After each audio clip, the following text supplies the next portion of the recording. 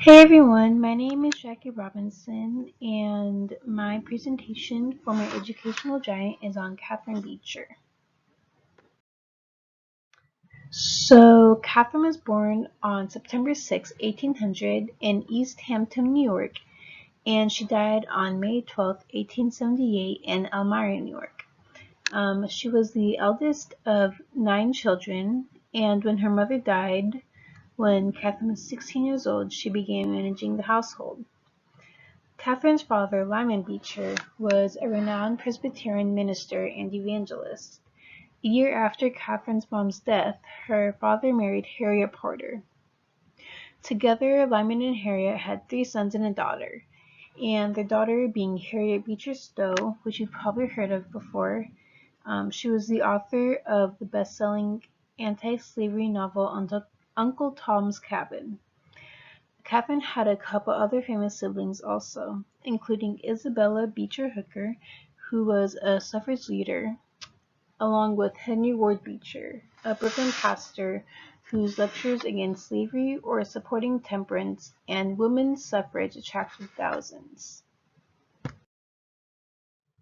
So Catherine grew up in an atmosphere of learning, but since she was a female, she didn't receive much formal education. She managed to get an education primarily through independent study. Catherine had studied Latin, philosophy, and mathematics.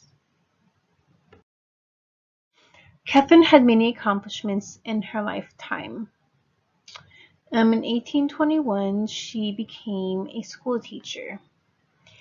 In 1823, she had co-founded the Hartford Female Seminary with her sister Mary, and I'll talk more about that in the next slide.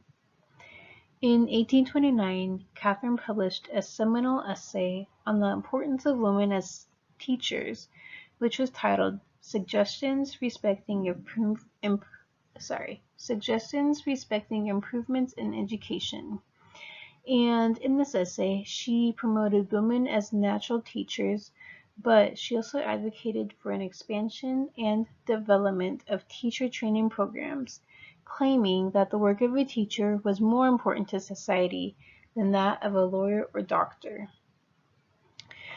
Catherine Beecher's most famous works included a treatise on domestic economy, which was published in 1841, The Duty of American Women to Their Country, which was in 1845, and The Domestic Receipt Book, which was in 1846. These works had demonstrated her beliefs about women's central role as mothers, as educators, raising the next generation of citizens, and creating a sanctuary for their families within the home. Considered a handbook on women's appropriate gender roles, her treatise on domestic economy and other books advocated self-sacrifice, modesty, and frugality, along with child care and cooking. And then in 1852, Catherine Beecher founded the American Women's Educational Association with the goal to recruit and train teachers to staff schools on the frontier. So in the previous slide, if you remember, I briefly mentioned her co-founding of the Hartford Female Seminary. Catherine Beecher's major contribution to education was the finding and opening of the Hartford Female Seminary, which is pictured in this slide. The purpose of the school was to train women to become mothers and teachers, and this was a huge accomplishment because she was living during a time where women's roles were solely devoted to the home. Beecher offered a full range of subjects at Hartford Female Seminary, and she also introduced calisthenics to improve women's health and in defiance of prevailing notions of women's frugality. And after 8 years, Catherine Beecher left the school in order to continue her mission of women's education, where it had grown to 100 students and 8 teachers, which is just incredible. Catherine Beecher saw that the schools needed not only more teachers, but better teachers. She helped females gain the education they deserved, and all of her accomplishments made a positive impact on schools and teaching. Beecher's contributions have helped shape education and teaching today.